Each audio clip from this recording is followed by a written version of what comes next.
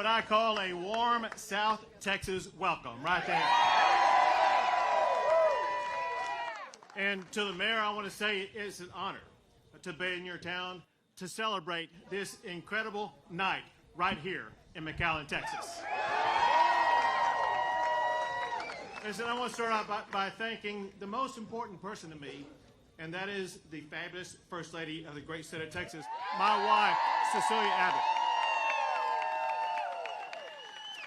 And we're so proud to have a young lady that we admire more than any other young lady in the world, and that's our wonderful daughter, Audrey Abbott. And I want to thank all of the volunteers, all of our supporters, and my fellow Texans for making this victory night possible. Thank you all. So let's go back. We started this campaign in South Texas. We celebrated my primary victory in South Texas. Tonight, we return to South Texas to celebrate my re-election for being your governor for 4 more years.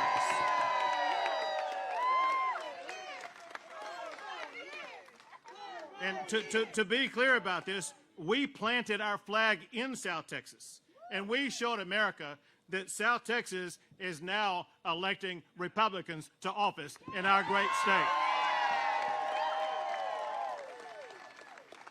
Right before coming out here, the numbers stayed the same, and I think they will stay the same.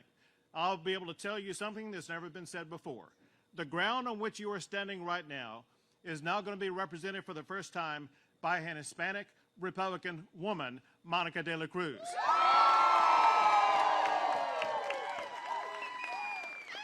She'll go to Congress, and the first thing she will do is to fire Nancy Pelosi as Speaker of the House. But it's bigger than that, because Republicans that we endorsed were elected from Nueces County to Cameron County, Hidalgo County, and all the way over to Terrell County on the border, and counties in between. So I want to say tonight, congratulations to the next generation of Republicans who were elected tonight. They will be tremendous representatives at whichever level they serve. So I ran this campaign for Texans to have safer streets, for homeowners who are burdened with skyrocketing property taxes, for our oil field workers who beg for me to protect their jobs, for parents who just want to choose the school that's best for their child, and for small business owners who thank me in every location I went to for keeping their jobs open and businesses open during the time of COVID. I ran for the farmers and ranchers down here on the border who pleaded for a more secure border in the state of Texas. And I ran for the thousands of Texans who came up to me and they said, "Governor, just keep Texas, Texas." And all of you inspired me, and all of you propelled me to what has now become a resounding victory for my re-election.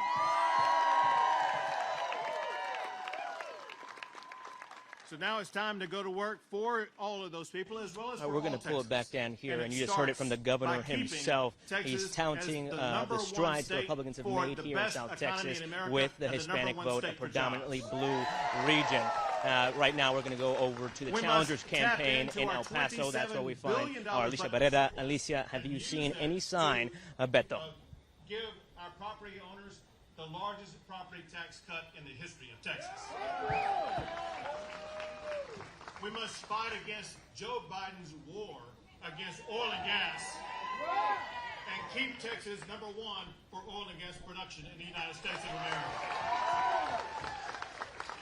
We must also strive for excellence in education. Now, we already rank #1 for the number of blue ribbon schools, as well as we have one of the highest high school graduation rates in America. Also, since I was elected governor to begin with, Texas has become the #1 state in America for the most Tier 1 research universities. But more must be done to improve our math and reading scores. More must be done to improve college graduation rates, as well as to provide skill job training that leads to good jobs. But we must never forget, our schools are for education, not for indoctrination. Schools must stop pushing political agendas and get back to teaching the fundamentals of math and science and reading. But more important than all of that, our students need to be taught why and how the United States of America began with literally nothing and went on to become the best country in the history of the entire world. That is what they need to be taught. And we have no doubt some people here tonight who did their share to keep America strong with the mightiest military in our history. If you have ever worn the uniform of the United States military, would you wave your hand so we can see you and thank you for your service? And we have others who serve among those numbers, and that is those who serve in the Texas National Guard. Wave your hand if you're part of our troopers.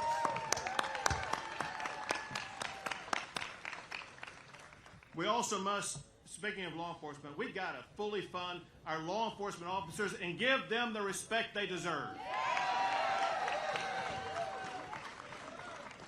We need to end these easy bail policies that allow dangerous criminals out onto the streets. And we must escalate our battle against the deadly fentanyl that is pouring across our border. We must treat it like the crime that it is, and that is murder. And I have jump-started that process by declaring that the Mexican drug cartels are terrorist organizations, and we are going after them. I just wanted to make sure that we were clear from the 10. Yeah. Texans have demanded a more secure border. And what I think is going to happen tonight when it's all is done, the new Republican Congress they have promised to do their job to secure the border. We must hold them to their promise. They must reinstate the Remain in Mexico policy and go back to building our border wall. They must reimburse the state of Texas for every penny that we spent doing the federal government's job to secure the border. And they should defund the 87,000 IRS agents that Joe Biden tried to put in place and use that money to hire 87,000 Border Patrol agents so they can secure our border. Speaking of which, we have tonight with us some members of the National Border Patrol Council. Wherever you guys are, they're over here. Thank you guys for what y'all are doing on the border. We appreciate you guys. But listen, where and if Congress falls short, Texas must continue our unprecedented efforts to secure our border. So listen, tonight, Texans sent a very resounding message. They want to keep Texas the beacon of opportunity that we have provided over the past 8 years. A Texas where working families can flourish. A Texas where students can be prepared and inspired for college or for a career. A Texas that supports our law enforcement officers and our military. A Texas where we safeguard our fundamental freedoms. And a Texas where everybody has a path to prosperity. All of that is possible in Texas. So once again, I want to thank everybody who made tonight possible. Listen, we have quite literally the best campaign staff in the history of the state of Texas. They ran a strong, tough, good campaign, and they're incomparable in the history of our state. At the same time that our campaign staff was working, we had the people who serve in the governor's office working around the clock, serving you, the people of Texas. And so we can both serve the people of Texas and run a solid campaign at the same time and win at doing both. I want to thank all the volunteers, people who did this for the cause, not for the money. People who knocked on doors, people who sent out texts, people who made phone calls, people who got voters out, people who cared, people with passion like this young woman that I've met. There's not been a single time I haven't been down here without her and her daughter being here. And I even know about her daughter's little boo-boo on her knee that she had that's healing up right now. But she's precious, but all of you all are precious. for the way that you put in the time and effort to make sure that we would win. And I want to thank my supporters for record-breaking resources that we needed to make sure that we won this race going away. But most importantly, I want to thank my fellow Texans. I want to thank you for your votes, and I want to thank you for your trust.